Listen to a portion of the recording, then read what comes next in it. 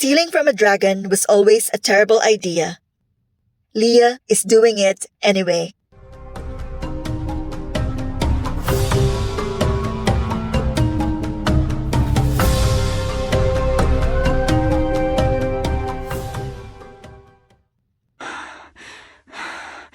I will not die tonight. I will not die tonight. Leah chanted the words like a prayer as she inched down the edge of the cliff, anchored by a single rope, double-knotted at her waist.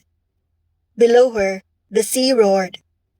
Above, the moon hung swollen and pale, nearly full, watching, waiting. A clock in the sky counting down whether she was ready or not.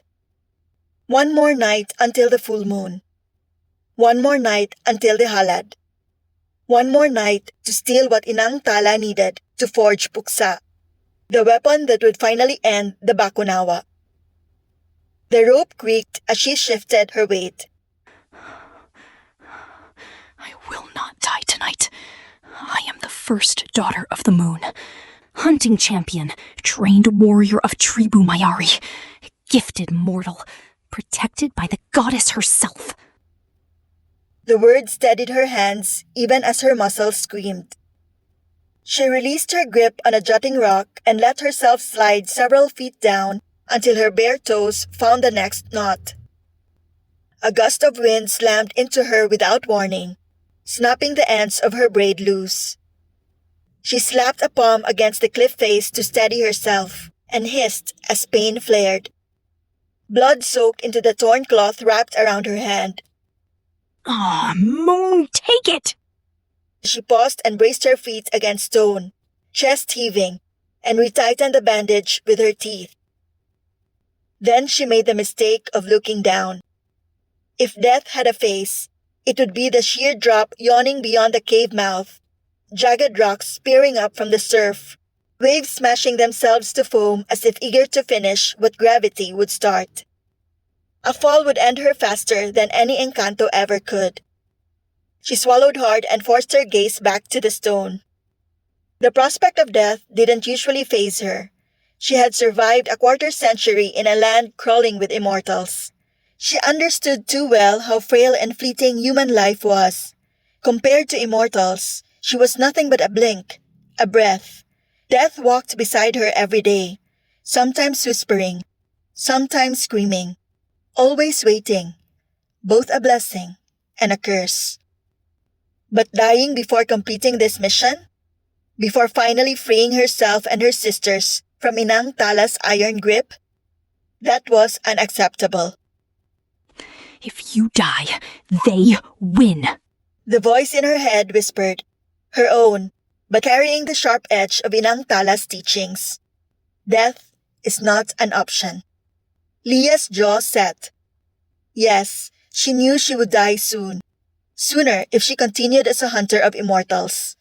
But not tonight, not scaling a cliff, not stealing from a dragon. Not before she saw this through. The Bakunawa's cave was just below her now, dark and unassuming. A thief's dream, a child's nightmare. Leah wouldn't admit it to her sisters, but the Bakunawa had haunted her dreams since she was 7. The first time Inang Tala told her, with terrifying calm, that it was her destiny to kill the Bakunawa as the first daughter of the moon, she had thrown up behind the training huts and cried until her throat hurt.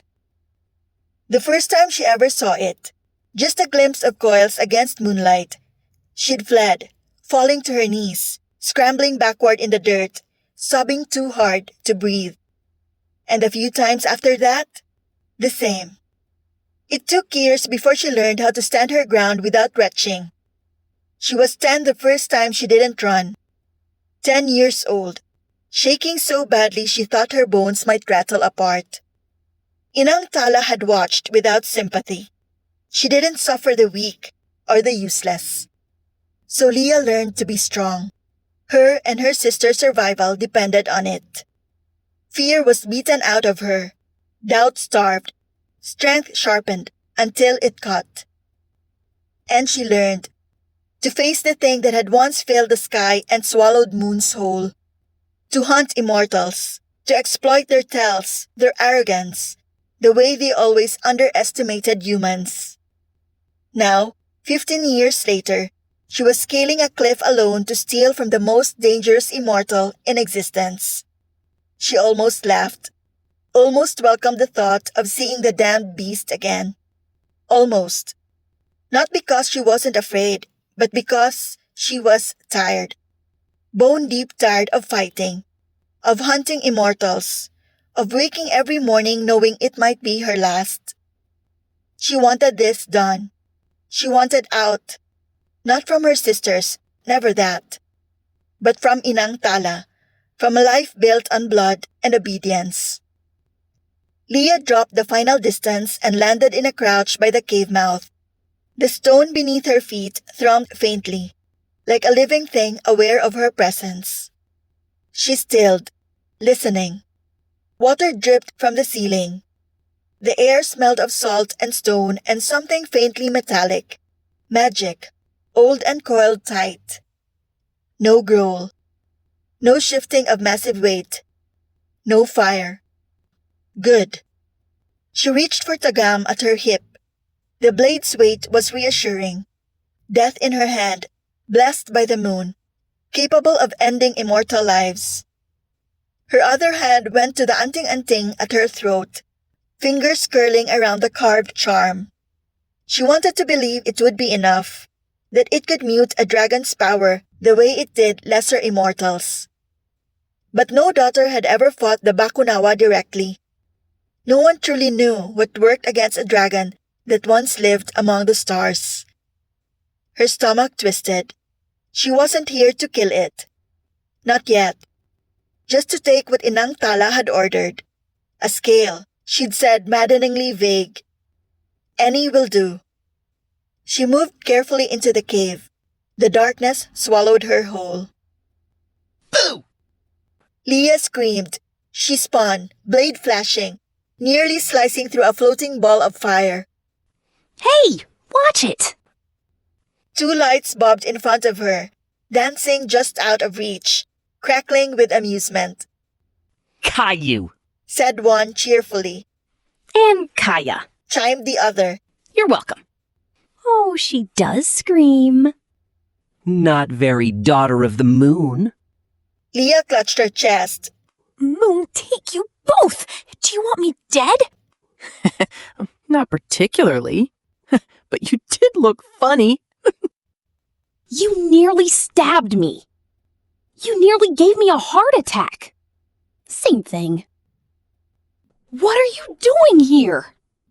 Following you, obviously. Caillou, or was it Kaya? She could never tell with them. Snickered. You snuck out without your sisters. Very suspicious.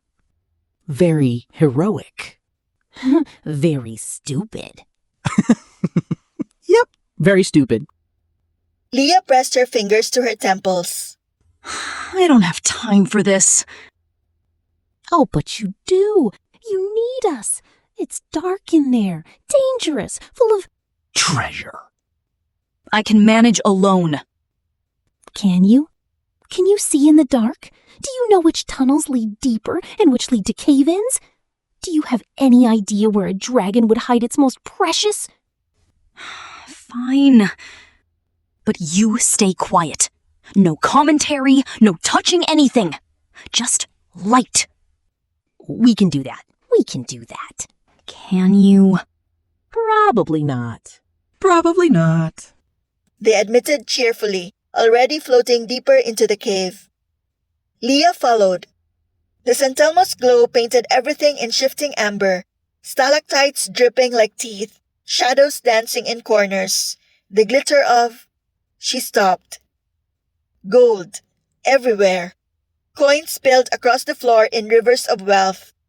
Ancient artifacts she couldn't name gleamed in alcoves, some pulsing with their own light, their own magic. A dragon's hoard. Don't touch anything. Leah warned, though her fingers itched to reach for a blade that seemed to hum with celestial fire. We're not touching. Caillou said, hovering dangerously close to a crown encrusted with rubies. You're just looking Kaya added, circling a jade statue. very closely. Yep, very closely. Leah moved deeper, turned a corner, and there, scattered on the floor, were dragon scales. She bent and picked one up. It was almost as big as her hand. Then she felt it. A pull. Not like gravity. Not like magic she'd known. This was quieter, heavier. It settled low in her chest, beneath bone and breath. Heart racing, her eyes swept the room. She gasped when she saw it. A single scale nestled in a cradle of stone carved with ancient wards. Black as obsidian, shot through with veins of pure gold. Her blood hummed. Leah approached slowly. Her anting-anting warmed against her chest but didn't burn, didn't warn her away. Strange. Is that it? It's beautiful. It was. Leah reached out. The moment her skin made contact, light exploded through the cave. Heat rushed through her blood, sweet and foreign, and utterly right. Like something locked inside her recognized something locked inside the scale. Mine. Her blood sang. Yours. The scale seemed to answer. Leah gasped, nearly dropping it, but her fingers refused to open. The light pulsed once more, brilliant and blinding, then faded to a soft glow cupped in her palm. Caillou whistled. Huh, well, that's new. Kaya leaned closer. It likes you. What kind of magic was that? I don't know. Did you feel it? That magic? She had felt it. In her bones, her blood, her very soul. Like something ancient had just opened one eye. We need to go. Now. Leah said, tucking the scale into the leather pouch at her hip. They didn't argue. The climb back up was harder. Her hands were ruined, her muscles exhausted, and the scale in her pouch seemed to pulse against her hip like a second heartbeat. But she made it, hand over bloodied hand, until she crested the cliff's edge and collapsed onto solid ground. Where her sisters were waiting, all 6 of them. Amaya stepped forward first, arms crossed, but eyes soft with concern. Did you really think we'd let you do this alone? How did you... We knew you would do something like this. Luningning said. We saw you sneak out. Hannah added. We followed. Leah wanted to argue, but exhaustion and relief tangled in her throat. She simply nodded, accepting Amaya's hand to help her stand. Did you get it? Elena asked quietly. Leah pulled the scale from her pouch. Her sisters crowded closer, studying it with a mixture of awe and wariness. That's a dragon scale? Yumi breathed. It's huge. Amaya said, reaching out, then stopping. Why isn't it doing anything? What do you mean? I mean, when you held it, didn't it glow? The sisters exchanged glances. Let me try. Sora said, holding out her hand. Nothing. No light, no heat. They passed it around. Each time the scale remained dark, just a beautiful inert piece of dragon magic. Until Leah took it back. The moment it touched her skin, light bloomed, softer than before, but undeniable. What does that mean? Leah's hand closed around the scale, feeling its pulse match her own heartbeat. I don't know. In the distance, from somewhere across the mountains, a roar split the night. We should go. The Bakunawa had discovered his treasure was missing. And he was coming.